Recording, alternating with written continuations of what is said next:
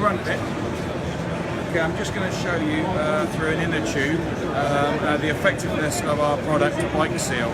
Here I've got a video, I've got an inner tube that's already got 4 punctures with 4mm spikes. Can we see that? Yeah, okay, the product is already in there, so I'm going to put in another spike, 4mm, so that is going to be a 5th spike, and you should see that now. Okay. Okay, you can clearly see that is inserted. Okay, so when I withdraw that spike, some liquid will come out and eventually that will seal. Okay, so again, we have some liquid come out and the fibres and the rubber filler particles have virtually instantly sealed that. Can we quite happily see that?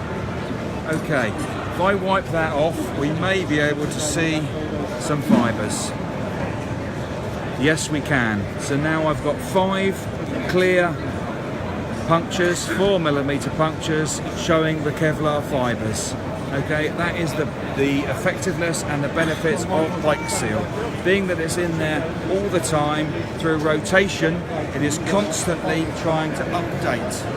And that is a naked inner tube.